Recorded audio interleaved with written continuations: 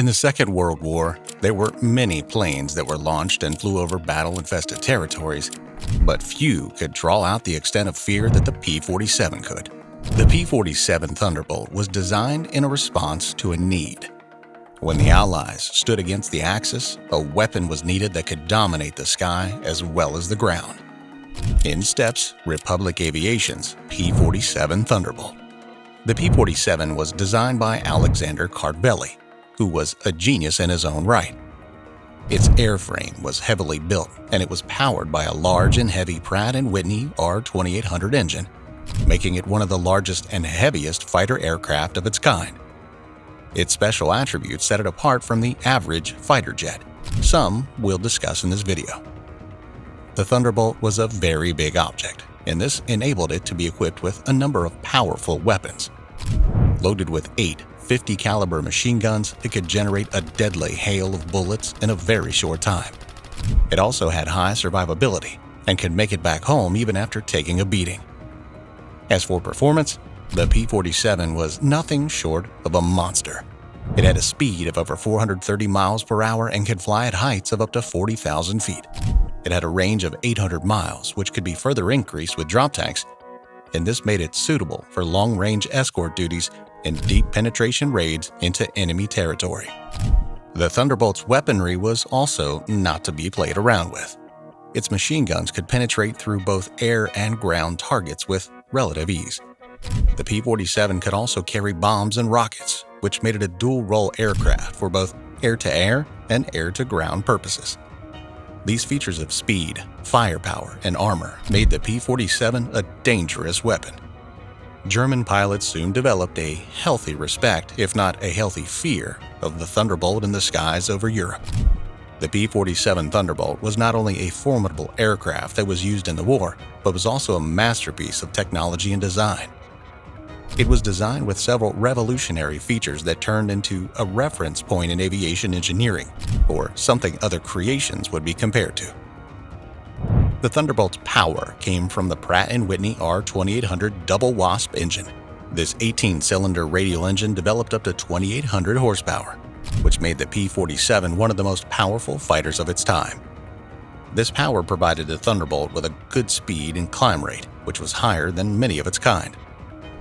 The cockpit was also larger, and this was preferred by pilots, especially during long hours of flying. The Thunderbolt had a properly designed structure for its airframe to withstand the worst of the weather. It had heavy armor to protect the pilot and important systems, and a strong undercarriage, or the mechanism for landing or taking off, for use in short and damaged airfields. These features made it possible for the P-47 to endure heavy combat and be in a position to fly again. The P-47's large load-carrying capability was another innovation. It could be loaded with up to 2,500 pounds of bombs, rockets, and external fuel tanks, which made it a multi-purpose aircraft for air-to-air combat and ground attack. This flexibility enabled the Thunderbolt to be effective in different operations and deal severe damage to the enemy formations. The morale effect of the P-47 on the German side cannot be overemphasized. Due to its distinctive shape resembling a jug, it was nicknamed the Jug and can be recognized easily. It was also known as the Thunderbolt because of its ability to perform non-stop attacks with superior firepower. The Thunderbolt was feared by German soldiers on the ground, and they dreaded facing it. Its strafing runs were deadly, which meant that anything in the path of the aircraft was likely to be destroyed. The amount of fire from the 8 machine guns could tear through vehicles, artillery, and men with ruthless efficiency. Whenever they saw the Jugs approach, they knew that they were in for a rough day because there was no way to escape their fire. They were all over the place, slaughtering them. The fact that the P-47 could take so much punishment and still fly only made it more formidable. It's clear that the P-47 Thunderbolt was an effective aircraft in terms of engineering, but combined with the training and tactics of its operator, it became deadly. The pilots of P-47 received special training to understand their plane and to use it to the best possible manner. Training programs focused on the fact that the Thunderbolt should take advantage of its strengths. The pilots were trained to take advantage of their firepower and armor to perform extremely risky maneuvers and accurate bombing runs. Crew resource management was brought in, whereby instructors ensured pilots were familiar with the need to work with others. The Thunderbolt squadrons usually flew in close formation to bring all the firepower to bear and to support each other. This approach was particularly useful during the bomber escort missions in which P-47s had the role of shielding the Allied bombers from the enemy's fighter pilots. Techniques like top cover or flying above Allied planes to guard them, or bounce, which is surprising enemy aircraft from higher altitudes, enabled P-47 pilots to engage their enemies in a manner that would give them the advantage in combat. These tactics, when coupled with the Thunderbolt's amazing construction and destructive weaponry, made it a formidable foe in any fight. The hard training and the strategies applied on the battlefield allowed P-47 pilots to demonstrate great effectiveness in the air. They were skillful and brave pilots who, with the help of their planes, contributed to the establishment of air superiority for the Allies.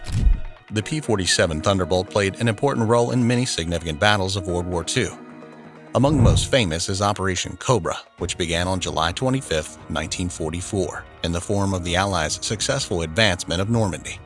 In this process, P-47s engaged in the task of close air support by attacking German forces and clearing the path for the ground forces. This was a critical factor because their accurate and strong blows could disorient the enemies even before engagement. The second crucial event was during the Battle of the Bulge in the winter of 1944-1945. While the Germans were launching a surprise counterattack, the P-47s worked overtime to halt the Germans' progress. The pilots of Thunderbolts flew many surprise offenses during the winter and inflicted heavy blows on the German tanks and supplies, thus contributing to the victory of the Allies. The P-47 had a strategic significance, not only in specific fights, but in the general war effort. The Germans had to dedicate resources to preparing for aerial attack, which exhausted their fighting ability on the ground. The P-47 Thunderbolt is no longer in operation, but it is remembered. It made a great contribution to the Allied victory in Europe, and its design features paved the way for the subsequent generations of aircrafts. The Jug was like being tied to a rocket with wings. It provided the punch, and the armor made it possible to go after the enemy in return. Today, the P-47 Thunderbolt is not only an example of the technological achievements of the mid-20th century, but also the desire and resourcefulness that led to victory in the war. It's still analyzed and appreciated for its effects on aviation technology and military tactics. The P-47 Thunderbolt was a special aircraft that caused the Germans a lot of discomfort and even panic. It was fast, heavily armed, and armored, a force to be reckoned with in the skies. When it comes to its history, people recall the courage of the pilots who used it and the technology that allowed for its creation. The P-47 Thunderbolt still stands for progress and courage against the dark backdrop of the Second War. We appreciate you watching this video. Be sure to subscribe to Beyond Battleground for more content like this. Thanks again, and we'll see you in the next one.